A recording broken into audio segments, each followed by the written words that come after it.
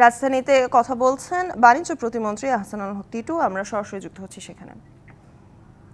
আমাদের নিরবিচ্ছিন্নভাবে যেন আমরা সরবরাহটা রাখতে পারি, বিকল্প সাপ্লাই চেনের আমরা ব্যবস্থা করতে পারি।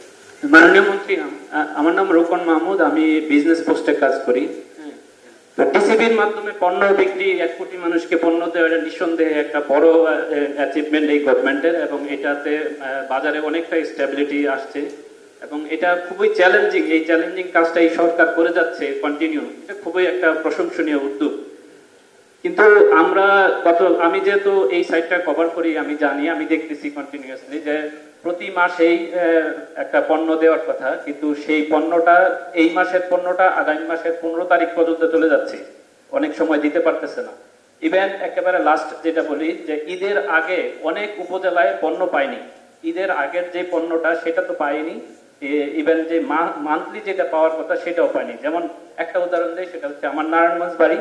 আমার উপজেলায় আমি ঈদের আগে যে আমি খোঁজ নিয়েছি 6 জন ডিলার, 6 জন ডিলারের মধ্যে ঈদের 2 দিন আগে 1 জন ডিলারকে শুধু পণ্য দেওয়া হয়েছে।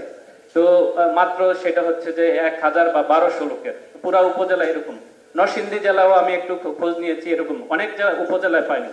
তো আমার কোশ্চেনটা হচ্ছে যে এই যে পণ্যের সরবরাহ, টিসিবির মাধ্যমে পণ্যের সরবরাহটা মাঝে ডিসরাপশন হচ্ছে, এটার কারণটা কি? বা আসলে কি এই সেন্ট্রাল থেকে পণ্য ওই উপজেলা জেলাতে যাচ্ছে, কিন্তু জেলা থেকে ডিস্ট্রিবিউশনটা সেরকম হচ্ছে না, নাকি আসলেই সেন্ট্রাল থেকে পণ্যগুলো যাচ্ছে না, সরবরাহটা দিতে পারতেছে না? এটা একটু বলবেন অথবা একটু দেখবেন। 1, 2, 3 ঢাকায় জমি জিতে নিন 100% ক্যাশব্যাক সহ 20 কোটি টাকার পুরস্কার। টিসিবি নিয়ে আর কারো যদি থাকে একবারে উত্তর দিন।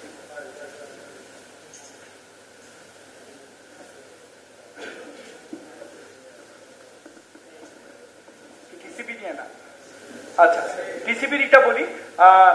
আপনারা জানেন যে আমি শুরুতেও বলেছি টিসিবিটা শুরু হয়েছিল হলো ইমার্জেন্সি বেসিসে, ট্রাক সেট, এবং পরবর্তীতে এটাকে স্ট্রাকচারে নিয়ে আসার জন্য আমরা কাজ করতেছি।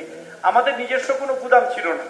আপনি জানেন যে কোনো পণ্যের নিরবিচ্ছিন্ন সাপ্লাইয়ের জন্য আপনাকে নিজের একটা বাফার স্টক তৈরি করতে হয়। তো আমরা বাফার স্টক তৈরি করার জন্য আমাদের গুদাম দরকার। আমরা চিটাগংয়ে অলরেডি একটা নতুন গুদাম করেছি, সেখানে প্রায় 40,000 স্কোয়ার ফিট।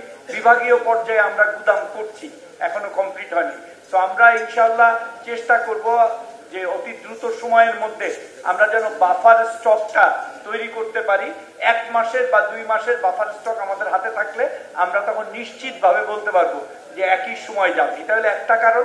দ্বিতীয় যে কারণটা, যেহেতু আমি গ্রামের সাধারণ মানুষের সাথে চলি এবং আমি সিস্টেমটা জানি, আমাদের 4-5টা পণ্য দেওয়া হয়। অনেক সময় হয় কি যে একটা পণ্য হয়তো দেরিতে যাচ্ছে, ডিসি সাহেবরা ওই পণ্যটা না আসা পর্যন্ত বাকি পণ্যগুলাও হোল্ড করে রাখে।